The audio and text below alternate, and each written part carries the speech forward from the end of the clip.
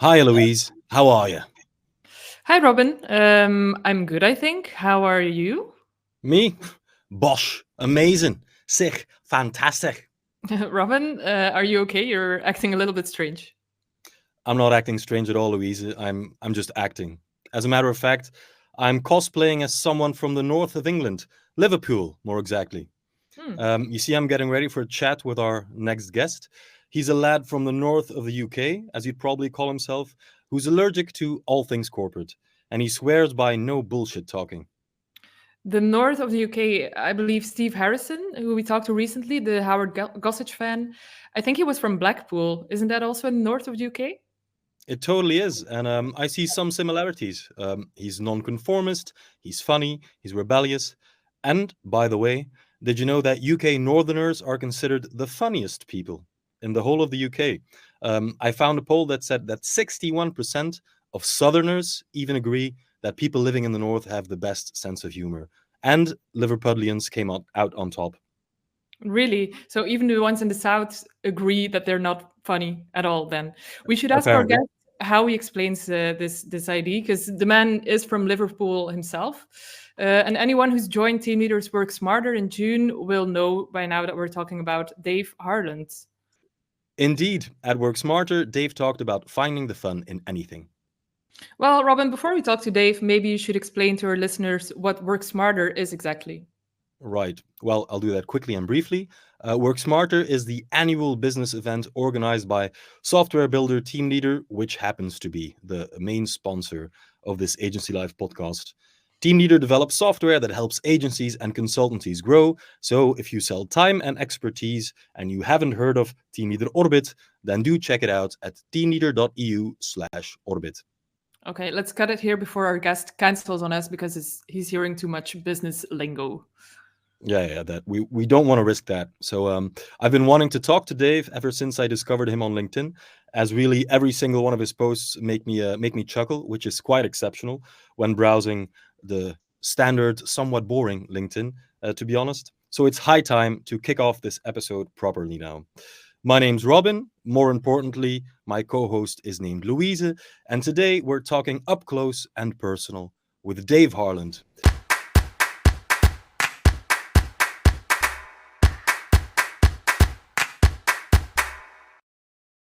Dave's been a copywriter for over 20 years. He's known as the Word Man, has over 95,000 followers on LinkedIn, sends out an immensely popular newsletter about unconventional copywriting techniques every Friday, and he is the creative director slash owner of Copy or Die, a tiny boutique agency that does, well, copywriting, of course. Welcome to the studio, Dave. Thanks so much. Thanks for that introduction. Make me sound so much better than I actually am. I'm just a guy that messes around with the alphabet and throws a few letters together in semi-silly orders to make people smile and laugh on LinkedIn. That's what it feels like sometimes. But you shouldn't feel bad that you're talking business lingo at all, because 99% of my jobs involve businesses coming to me with a load of shite that they've written themselves saying, "Oh, can you make us less boring, or can you make us funny?" So I have to delve through all of that stuff involving synergies and ecosystems and innovative solutions, which makes me want to vomit. But by the end of it, it usually turns out all right. Yeah. So you don't mind the business lingo because you're used to it, and but it still makes you vomit a little bit inside. Yeah, I'm completely used to it. I mean, I don't speak it if ever. Occasionally, I mean, one might happen today where I'm like in the middle of a sentence and I can't find the right word on the fly, and then like a going forward might slip out, or thinking out the box, and it makes my pancreas do a little shrivel inside when I realize what I've done. So I have to correct myself, but I don't blame these businesses. Every business wants to, shout about the great things that they do and that they've done. And most of us, if we're not trained to write professionally, or we're not trained to write to persuade, we just revert back to what we think sounds professional, which is how we were taught to write a letter to, your doctor at school in a really dear such and such, to whom it may concern. And that just, whenever someone sits down at a keyboard, they flip into kind of corporate robot mode. But it's good to have somebody like you on the podcast who kind of goes against the grain and in that way makes a little cuts out a little niche for himself, which is it's always fun to stand out and not be exactly like everybody else. So we're happy to have you in our Agency Life podcast, Dave. And before we actually dive into the copywriting and the agency story, what's that thing with Northerners being the funniest people in the UK? How do you explain that? Yeah, it's a tough one. I suppose it's certainly down to us being predominantly working class. I think most of the towns and cities in the north of England are that way. I think Liverpool in particular was kind of forgotten during the late 70s and 80s by the Conservative government. There was a whole kind of scheme that they did, which was letting Liverpool and the whole kind of region of Merseyside just deteriorate and fend for itself, really removed all funding. So I think in times of real hardship, it's like you're going to cry your eyes out or you're going to laugh your way through it. Like everything in my family growing up was just laughing and joking. And if you didn't have a quick comeback, you were dead meat. Same in school. Like it was just constant piss taking, which it's easy for me to say that was just the way in my school. I'm sure that goes on kind of all around the world, but to the extent where it's just like relentless humor, I just kick myself that I'm, able to use it within this, like you say, this little niche that I've crafted, this anti-bullshit niche where I can use everything that just comes natural to me and has been natural over the years. You said before, oh, I'm just throwing some words and some letters together, and then it turns into something funny. But how did you get here? How do you go from playing with words to being the word man with a following of 75,000 people on LinkedIn? Yeah, I don't know. Very lucky and weirdly by accident. No, I mean, it all started, I've like talking about throwing letters together. Like my dad got me into Scrabble when I was like 6, 1988. I know that year because it's on my website homepage. Battering my dad at Scrabble since 1988. But yeah, he got me into that, and from the moment I discovered you could like create infinity from these really kind of tight set of letters, it just opened my eyes to kind of being able to create anything. So I've always had that kind of love of creativity with words, which led me down that path. To love English at school, loved writing stories, loved reading as a kid. I gobbled up any kind of funny kids book that I could. Massively into Roald Dahl and Charlie and the Chocolate Factory and weird characters and all of that type of stuff. And then, later on in school, I did work experience at my local paper, decided to do journalism at uni where, I learned to write professionally. And it was only really after I graduated from university and got a job at a Christmas hamper company. I was editor of their editor of their customer magazine. And I still kind of thought I was doing journalism, interviewing customers and whatnot, but I wasn't. I was a copywriter back then. I just didn't know it. So that was getting on for 20 years ago. And after that, it just kind of evolved from there. I kind of just fell into it. Most copywriters will say, I never really set out to be a copywriter. I liked writing or I liked marketing or whatever, and I fell into it. And that's exactly what happened overnight. We've been focusing in this intro a lot about you being funny and humorous and whatnot. But like you said, you are in fact a copywriter. So your job is not to crack jokes. Your job is to help companies get customers and sell stuff. Can you tell us what's your focus as a copywriter? For what kind of customers do you mostly work? No niche really, in terms of sector or industry. I set out because I'd worked for that hamper company for just under 10 years. I was adamant when I went freelance. It was like, I'll work with anyone here.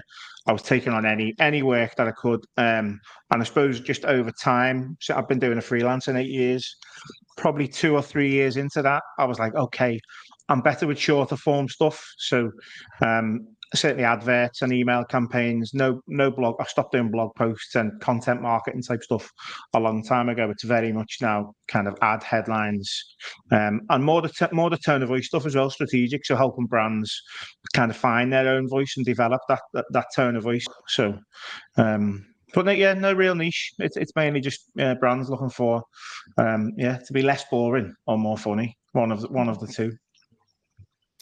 If I may interject, you said something about you've been working freelance for 8 years, but you're also the founder and boss of Copy or Die. What moved you to found that boutique agency?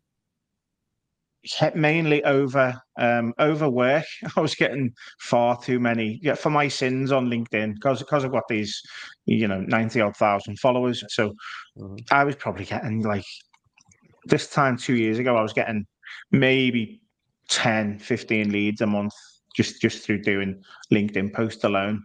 And I've been doing it to freelance in 8 years now. For the 6 years up to that point, it'd always ever just been me because my tone and the approach that I take is really specific and hard to replicate and hard to outsource. I've tried it a few times in the past where I've ended up just, I've got another writer to help me on a project, and I'm like, it's just not my tone, and I know the client will be expecting different, and it's just never worked out.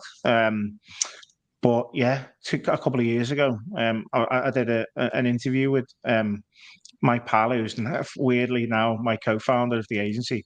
Did an interview with him, and he was asking me about, if I started out years ago, what would I have done differently when I set up my freelancing business? And I said straight away, I'd have systems in place to stop me just being the only person to work on projects, because I'm getting these, 15 leads in.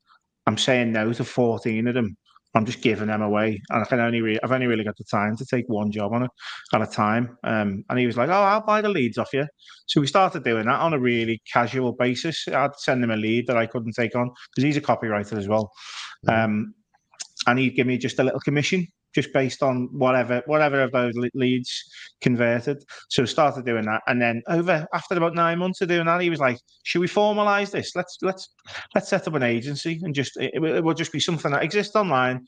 We can still filter the leads that I can't take on through it, and what we'll do, we'll use our vast network of really good freelancer writers who can do the actual writing, and I will be creative director overseeing the projects." They'll still go through me to an extent. We won't be bogged down with every last word because of this kind of necessity for the tone and the approach to be all me. Setting up as an agency, you kind of liberate yourself from that. I was wondering, Dave, because you mentioned that you often help brands to sound less boring. Do you work mostly directly for brands, or can agencies also hire you as a freelance copywriter? Agencies can hire me. Yeah, it's always been a fairly 50-50 split with me. I'm open to working with agencies as well, and for me as well, the benefits for me of working with agencies suit me better as a creative writer, creative copywriter. I just love the work. I always have done. That's why the idea of opening an agency for years, it was it's always in the back of my mind, but the admin side, the meetings, the delegation, that was all a bit do I have to do that? I want to do the writing. That's all I want to do. So being able to be the creative director and focus more on coming up with the ideas and making sure that the stuff that our writers are doing is kind of aligned with the big picture idea that we've agreed with the client. That's why I kind of still enjoy doing it that way when I'm working with my own agency with our clients. But yeah, when I'm freelancing with agencies, the benefits for me are, I'll just get a brief. Go on, Dave. Come up with the idea and come up with the copy. And it's so nice to be able to do that. So don't have to deal with the clients. Don't have to faff around trying to persuade them that this is this idea works, why it's going to work. I just explain that to the account manager at the agency. Sometimes it's great just to come in and go, you know what, I'm just getting my head down into the writing today. Don't have to deal with any politics. Don't have to deal with any back and forth, any admin, any emails. It's gone. Let the agency deal with that. Which is good. Obviously, there's the agency have got to take their margin. So I think working directly with businesses, you can command a bit of a higher fee, but the benefits outweigh that. And I think when we're working with creative copywriters and conversion copywriters at the moment with our stuff, we're finding that that's a benefit for them as well. Us taking on that admin stuff, finding the leads, it's a nightmare at the moment. Everyone's saying it's a nightmare to find leads at the moment because all of these businesses are trying AI chatbots to see if that's any good, or the whole kind of the whole field of copy is kind of been devalued a bit. So prices are being driven down and whatnot. So I think for copywriters, having a lead on a plate, having a client on a plate and a brief given to them, written by copywriters who kind of understand the type of stuff that they'll need as well. We've had loads of good feedback from the writers saying, like, this is a breeze to work with. It's all kind of weighted towards being just a breeze for our writers so that they can do what I do when I work with agencies, which is get on with the writing. It's going really well so far.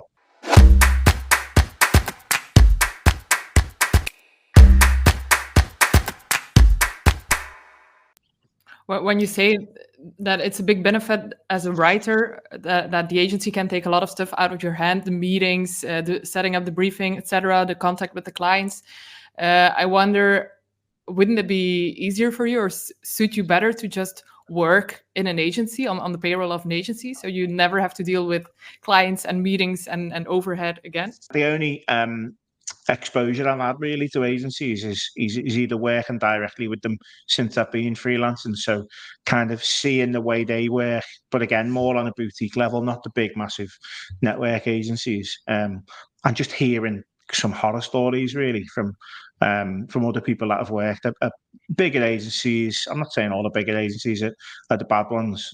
There's some boutique agencies which can have kind of bad practices, and by bad practices I mean the things that would put me off, which would be like, here's a brief, we need an idea by 5 o'clock. It's just, creativity just doesn't work that way. Certainly not the way I work anyway. I can't work kind of on demand. It's normally, here's a brief on a Monday. Sound. I'll get back to you with first ideas probably Thursday, maybe. Between now and Thursday, I'll be jotting stuff down on my phone and then going out on my bike and I've seen a billboard and then overhearing something in a pub and then going, what about that? Or seeing a little sign outside, out the window there. This place is called The Pod. And I'm like, The Pod? What about if I used the word pod and rhymed it with such as... And like throughout that week, all sorts is happening. So I haven't got the ability to do that. I haven't sat, at a desk in an agency where it's just like, here's a brief, come up, we need first ideas by the end of the day. Everything's just kind of pressurized, and I freelance to remove that pressure. And even more so, I set up the agency to remove the pressure of having to go out and kind of look for work with clients.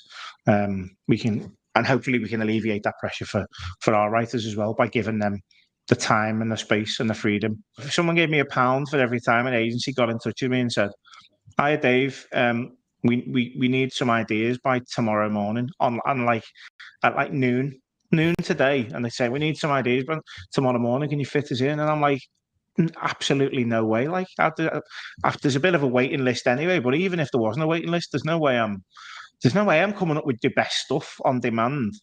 Like, it's a nuts way to go about doing things. Like, so yeah, the whole idea of a kind of working for an agency, a bigger agency like that, in working in-house for them, is just, I don't know, it just feels like it's not the right environment for me. I mean, nobody wants to work somewhere where it's massively pressured, and it's just, I think there's an expectation on agencies to always just jump to the client's demands. And when you're like I said, the big network agency you're working with, Nike, and they're like, you've got to pitch for the work, and there's all sorts of kind of hoops that you have to jump through, and you've got to keep the client sweet at all times. And when it's that kind of relationship, I'm talking for the big behemoth agencies with the big clients, they will do anything. They will promise the earth. They'll say, "Yeah, we like, we need this by." They work weekends. They'll work till past midnight to get stuff done. That's not conducive to a good kind of creative environment from anyone's viewpoint. It's just not a good way of working. So if we can avoid that at all costs, I think it'll be better for us, but ultimately it'll produce better work for the client. And again, sometimes you can't even blame the employee or the creative freelancer for not questioning it, because a lot of the time it's like, if I don't toe the line and get this work done, I either don't get hired or I'm going to be under a disciplinary for not doing my job. So I think there's an element of kind of not so much fear. Fear is a strong word, but a little bit of apprehension to raise it and ask the question, like, does this actually have to go out? Like, does it have to go out? I'm just asking the question. I'm not saying it can't be done. I'm just saying, like, if you can give me 3 more days, I think a lot of people would probably avoid asking those awkward questions just because, you know, we all want to keep the client sweet, don't we? And keep our bosses, you know, ticking those nice boxes when we do our appraisals. So you talked about pressure already, Dave, but which other issues do agencies face when they want to attract real talented freelancers? Yeah, maybe not so much for the employee, because the employee is getting paid. They don't necessarily have to drum up work for themselves. But I think when freelancers work with agencies and they have to sign an NDA and they're not allowed to ever speak about you know, the work that they've done. I think that's a big negative and a big drawback to working with agencies. So wherever possible, with copy or die, we're doing away with that. We're making sure that, like, on the flip side, we want to be proud of the writers we're working with. We want to say, look at the writers we're working with. We're working with the top dogs in the industry here. We want to scream that, and we want them to showcase the work that they've worked on with us for our clients. And as long as our clients are happy with that, sometimes, like, we ourselves work with agencies, and there might be a little bit of discrepancy. But when we're working directly with a business, yeah, we're more than happy for our writers to shout about the stuff that they've done for us. It's win-win. There's nobody loses in our eyes, because the client get more exposure for the great work that's been done. The creative writer who's doing it gets to stick it in their portfolio, and we get known as an agency that kind of works with these really, really great writers as well. So it gets our name out there. Yeah, that's one of the big things anyway. The NDAs, it's nuts, and the freedom as well. Just the freedom for creatives to work on whatever they want. I think when you're employed, like I said, you have to just work on whatever you're given, really. And sometimes it might go against your morals. You know, you might have an uncle who's killed himself because he's got heavy gambling debts, and all of a sudden, you know, you're being given a job to write an advert for a casino or something, and it's like, like, when you're employed, I think sometimes you have to just grit your teeth and get on with it. Whereas, yeah, when you freelance, you can kind of just just say no if you want. But yeah, in terms of I'm banging on about loads of negatives here, aren't I? In terms of agencies, it's not. Oh, we love negativity. Yeah, I think the main thing I'm talking more when it's an agency working with a creative, because that's what I've got experience in. But yeah, I think if I was to give any advice to other agencies to improve the way that they work with their freelancers, I'd say give them as much freedom as you can, as much building, as much time, because yeah, creativity cannot be rushed, and yeah, just try and be as honest as you can with them. You've given some great tips to agencies on how to attract great freelance talent. So less pressure, no productivity against the clock, skip the NDAs, and perhaps give them a bit freedom to pick and choose the jobs they want to work for. But let's say you're giving advice to, like, a budding freelance copywriter. I'd say to take every opportunity you can to write. Like, don't just see writing as your job. Always keep that muscle going. It's one of the reasons I'm so active on LinkedIn as well. I see that as not just a place to showcase my skills and what I can do in terms of storytelling or coming up with, funny anecdotes or silly characters or whatever. It's great for that, but it's just basic practice, so that when I'm in a live environment and I'm with a client and they say, "Oh, we need a character for our new, for our new range of cereal. Like, can you come up with a character?" And I'm like, you know what? For the past 3 years, I've been creating characters because I've been winding scammers up just for fun. Looks just like it's for fun, but there's a secret little benefit to that. That's training my brain, so that when it matters most and the client goes, "Oh, we need you to do that," I'm not relying on, a chatbot, or I'm not having to go on YouTube, or I'm not having to scour the internet for really desperate help in my hour of need. I can go, oh yeah, I can come up with that. I've got little techniques for coming up with that as well, for doing that, and techniques for digging myself out of little holes or coming up with headlines on the fly. So that's my first one. Absolutely never. Just don't see it as a job. Always see it. See it as a muscle. That just you go to the gym, don't you, to work out. Do the same with your writing. I'd say in the early days, don't say no to much as well.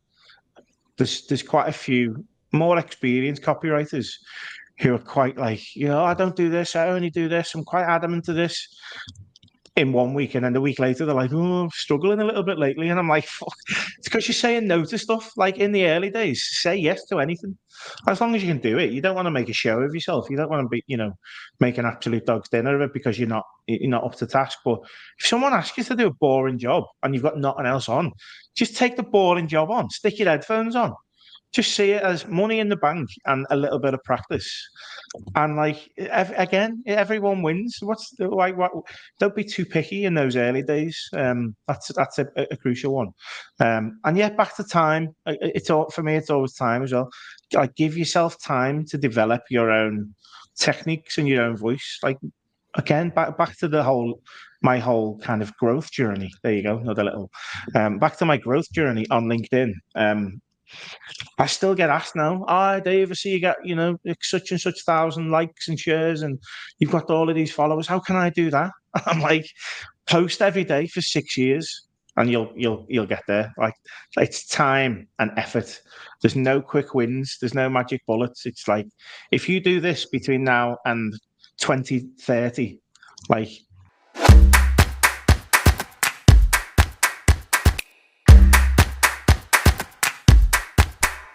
As for some serious stuff, we saw your ebook on generative AI last week, which basically explains how AI can leverage or even supercharge productivity. Could you quickly summarize what's in that book, Dave? Yeah. Yeah, it's just a pure parody of the absolutely ridiculous stuff that all the AI bros on LinkedIn are doing at the moment, which is pumping out ridiculous frameworks and prompt catalogs. Back to what I said at the start about like everyone's trying to fast track to the quickest and easiest way of doing things. So I thought, you know what, I'll play some of their words back to them. So yeah, I did a parody ebook of my own. So when you opened it, it was just harness an AI chatbot, leverage this prompt, and the prompt was, how can I harness, leverage, and elevate AI solutions to do X, Y, Z. And a bit of a joke, really. And it's so easy to take the piss out of stuff on LinkedIn. It's like if you write any type of comedy, like you will never ever run out of material on LinkedIn because it's like self-satirizing. The amount of people on there who just take themselves so seriously, it's just like it's just insane. Like every single day, whether it's someone applying a business lesson to a ridiculous thing that's happened to them in their work life, or inspirational quotes, just endless stuff. Yeah, it's just no end of parodiable stuff on there. It's hilarious. Do you think we'll come up with a chatbot or an AI tool that's actually funny, Dave? I've seen I mean, there's some elements of them which demonstrate that like puns. Like puns isn't my type of humor, but for some people, like humor is so subjective. For some people, it might be. My style of humor is more kind of observational stuff, quite dark surrealism. When it gets into anything involving emotion or lived experience, like ultra relatability stuff that I try and include, it just hasn't got a clue because it hasn't got those lived experiences. And I think for anyone that does my style of stuff, and any comedians out there as well who are worried about oh my God, chatbots are going to be writing all of our jokes in future. I honestly don't think there's got anything to worry about. Anything where there's real emotion involved. Of course, maybe AI could help with copywriting. That doesn't have to be funny. How do you feel about that? I think the more formulaic kind of copy. So you've got all of these, copywriting, age-old formulas like AIDCA, which is like, attention, interest, desire, action, all of those type. So I think if you can obviously stick that into a prompt and say, I'm looking to come up with a campaign which does all of the above. Yeah, it's probably going to come back with, it's going to help you more than you just sitting there looking at a blank page. I think the more formulaic conversion copy is probably where it could come in handy, but for me, no, just I just haven't found it helpful or useful or fun. Because I've been doing it for yonks, I've already got those techniques where I don't really need to use it. And again, I sound like a pure dinosaur. Like I'm not like a sheer Luddite where I'm like, I'm not willing to allow these, automatons to corrupt my, pure creative thinking. And there's a little bit of that in there because, I am a traditionalist and, I want to be. I did a talk, funnily enough, last month about why chatbots can't be funny, and at the end of it, I said there's three things that if you turn to a chatbot, you lose an authenticity because you're essentially letting you're moving away from the source of truth by getting something that's more automated and synthetic to produce copy. You're moving away from what actually happened. So rather than you spending the time chatting to people and finding the real truth in what you're writing about, you're getting something else to come up with that. So you're losing that authenticity. But I likened it to, I don't know if you're familiar with Ramsay's Kitchen Nightmares, Gordon Ramsay, Kitchen Nightmares. So he goes into an ailing restaurant. We family-run restaurants, but the chefs are putting out shit food, and all the customers are complaining. And he goes in and he speaks to the chef, and like the chef, because he's been there so long and he's lost all the passion that he had for cooking when he was 20. He's like 45 now. He's probably been divorced twice. He's got a shit mortgage. He's just like, oh yeah, I'm happy to microwave the spaghetti. And then they open the fridge and there's a manky bit of salmon been swimming around in there, just uncovered. And he's lost all of that love.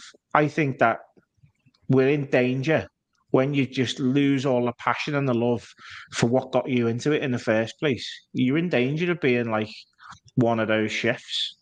Like, I think good copywriters, they want to be leading things. They want to be the Gordon Ramsays of this world, where they're the artisans. They're the ones coming up with the really creative stuff. And I think the more that we just go, oh, yeah, you know what, fuck it, I'll just stick it into ChatGPT, see what that spits out, and I'll see if it helps me. You know better than a chef banging that spaghetti into the microwave rather than standing there over the stove and putting a little bit of salt in it and testing it, and oh no, it needs another 42 seconds. That's what you get when you're an artisan and you've been doing it yourself. And I know it sounds a bit wanky as well, me calling copywriting, which is essentially just writing to persuade. I'm not Shakespeare here, but I do think there's an art to it, especially the more creative stuff. And I think we're in danger of losing that if we rely too much on the technology to steer things rather than keeping it closer to home. You recently posted something about getting inspired for your work. It was based on an interview with Paul Simon on how he got the inspiration for Bridge Over Troubled Water. And it indeed connects to the fact that a lot of people will promote the chat GPTs and the LLMs to say, yeah, it's not specifically about the output of writing, but I use it to get inspired. But you have something to say about that as well, right? About the process of finding inspiration? Yeah, I wouldn't criticize someone for using it for inspiration, but if that's all you're using, you're on a slippery slope. Like inspiration, like in that post, I say how Paul Simon came up with that. He'd had a little melody in his head, which he got from Bach, like a Bach symphony, Bach or a Bach. I've never known how to pronounce Bach, but classical symphony. He was listening to classical music, and he was like, "Oh, I love that melody. Wonder if I can kind of spin that on its head." So we started writing it, and it was the opening lines to Bridge Over Troubled Water. But then he got a bit stuck, and he was like, "I don't know what I'm going to do here." And then he left it. And a few days later, he was listening to a gospel choir called the Swan Silvertones, and like, straight away it was like, it's like gospel changes, and he was like, "Oh yeah, maybe that's my way out," he said. So just kind of fell in there. And then if you ever listen to Bridge Over Troubled Water, you can hear like gospel music in the middle of it. It's weird. I'd never noticed it before. And then the best bit is where he's like, and I was listening to, like, there was like the Swan Silvertones, they had like a scat singer, and he said, "I'll be a bridge over deep water if you trust in my name." He was just like shouting out random stuff. He said, "And I like that, bridge over deep water." He said, "So I guess I kind of stole it." He said, "I just, fell in there." So he took inspiration from all those different places. So what I'm getting at is, if you just take an inspiration from one place, like, "Oh, ChatGPT, give me 20 ideas for this." It's like, you're only looking at it from a limited pool. Sure, take your inspiration from ChatGPT, but also take it from, what book you're reading, the magazine you're reading, what someone behind you on the bus, a conversation that you're overhearing, an article that you've read, something you're watching on Netflix, your experience of holding a product. Anything that you can take inspiration from, it's kind of, you should allow it in, because your brain's amazing, and just bypassing that and going, "Oh no, I'll get something else to be my brain here." Allow your brain to do the figuring out for you, and you'll be surprised at those little connections that it makes. I think you'd be better off going into the wider world and having a little, opening your ears a little bit, and getting into speaking to real people, and filling your brain with that type of stuff, rather than this kind of faux generated stuff. But who am I? Just a dinosaur.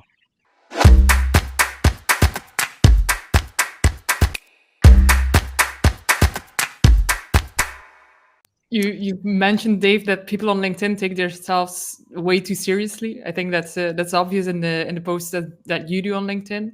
Do you feel that in advertising as well, things have gotten maybe too serious? No, I wouldn't say they've gotten too serious. I think in B2B land, that they've always been kind of fairly serious and professional, and lacking in emotion. There was a steady decline more in B2C. There was a steady decline over the past 20 years. It's gone up a little bit. Steady decline in the amount of brands using humour in their ads. It was like in 2020, in the year 2000, it's like 15-16% of brands were using humour.